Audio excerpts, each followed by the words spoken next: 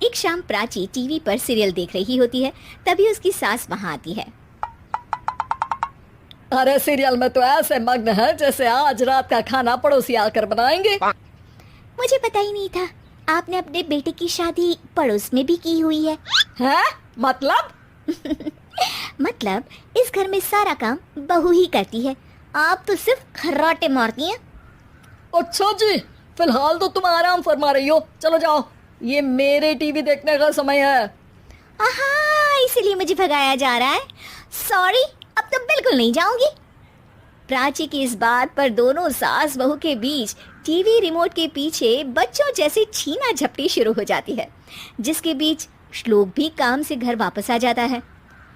हाँ, आज मेरी चूहे बिल्ली की जोड़ी किस बात पर झगड़ रही है? अरे तेरे बीवी मुझे टीवी ही नहीं देखने दे रही। अरे तुम्हारी मम्मी मुझे खाना बनाने के लिए फोर्स कर रही है। अरे वाह, ऐसे बेतुके रीजन पर तो बच्चे भी झगड़ा नहीं करते। अरे मुझे कुछ मत बोल, सब इसने ही शुरू किया है। हाँ हाँ, जैसे आप तो बहुत दूध की धूली है ना। अरे बस दोनों चुप। प्राची जाओ, खाने की तैयारी करो। और माँ तुम छोड़ो, तुम्हें क्या बोलूं, शांति से अपना सीरियल देखो, मुझे दोबारा लड़ने की आवाज सुनाई नहीं देनी चाहिए। ऐसा बोलकर श्लोक वहां से चला जाता है, जिसके पीछे पीछे प्राची भी कुछ न कुछ बड़बड़ाते हुए रसोई में चली जाती है। हाँ हाँ, सासू जी को तो कुछ बोलेंगे ही नहीं, बस मुझ पर ही हुक्म चलता है, खाना बनाओ, जैसे मैं इनके घर में खाना बनाने के लिए आई हूँ। इसी तरह शाम बीतती है और रात को श्लोक और प्राची की सास खाना खाकर सोने चले जाते हैं, लेकिन प्राची गुस्से में कुछ खाए बिना काम में ही लगी रहती है।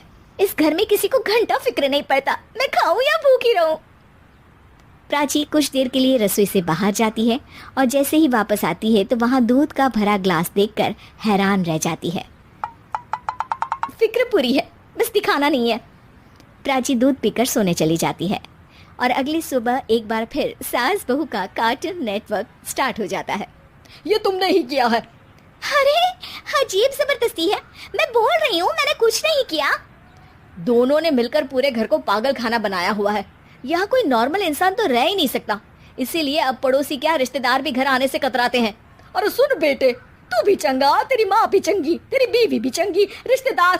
हाँ जी, आपको नहीं पता क्या, गंगाधर ही शक्तिमान है, रिश्तेदार ही। हाँ हाँ, बस समझ गया।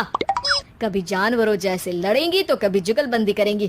भाई मैं आप दोनों के बीच में नहीं फंसना चाहता। सास बहू की इस मनमौजी जोड़ी से परेशान होकर श्लोक अपना सिर खुजलाता वहां से चला जाता है। चलो अब मैं भी कीर्तन में जा रही हूँ। इस पर जैसे ही सास कमरे में अपना पर्स लेने जाती है तो वहां नाश्ते की प्लेट रखी देख मुस्कुराने लगती है और नाश्ता करके घर से बाहर निकलते हुए कुछ पैसे टेबल पर रख जाती है, जिसके कुछ देर बाद सिलेंडर वाला घर आता है। ओ मुरी मैया, मैं सिलेंडर के बारे में तो बिल्कुल भूल ही गई थी। घर खर्च के सारे पैसे भी मम्मी के पास है और श्लोक से बोला तो उल्टा 4 बात सुनाएंगे। प्राची ये सोच ही रही होती है कि अचानक उसका चेहरा चमक उठता है और वो घर में आकर इधर उधर देखने लगती है। तभी उसकी नज़र टेबल पर रखे पैसों पर पड़ती है, जिन्हें वो सिलेंडर वाले को दे देती है। ये सब श्लोक देख लेता है। अच्छा बेटे, इतना बड़ा घोटाला, सबके सामने मैं तेरी दुश्मन और पीठ पीछे तेरी मेरी यारी। इस पर श्लोक एक प्लान बनाता है और शाम को सब एक साथ बैठे होने पर बोलने लगता है। माँ, तुम दोनों की बहुत लड़ाई होती है, इसलिए मैं सोच रहा हूँ कि प्राची को उसके घर छोड़ाऊँ, इससे वो भी खुश रहेगी और तुम भी। अचानक श्लोक की ये बात सुनकर सास बहू शौक से उसकी तरफ देखती हैं। अरे ऐसे कैसे घर छोड़ाओगे, मुझे कहीं नहीं जाना। अरे तुमने बोला नहीं पर मैंने सुन लिया, तुम्हें मम्मी के साथ रहना अच्छा नहीं लगता, मुझे पता है।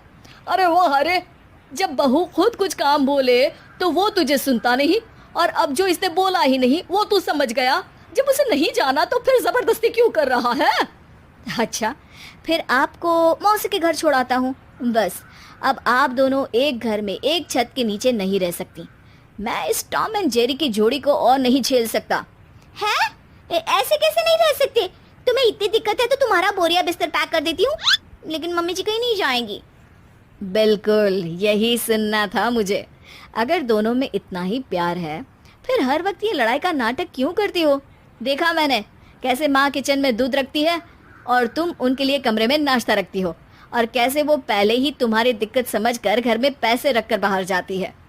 अरे भाई, इतना ड्रामा तो डेली सोप में भी नहीं होता जितना तुम दोनों ने इस घर में फैलाया हुआ है। तू हमें टॉम एंड जेरी बोलता है ना, तो याद कर वो दोनों भी एक दूसरे को बाहर वालों की बुरी नजर से बचाने के लिए हमेशा सबके सामने लड़ते थे, लेकिन अकेले में दिक्कत के समय मदद भी तो करते थे। बस हमारा रिश्ता भी कुछ ऐसा ही है। और वैसे भी अगर सास बहू में तू मैं नहीं होती तो दुनिया वालों को कहानियाँ कैसे मिलेंगी?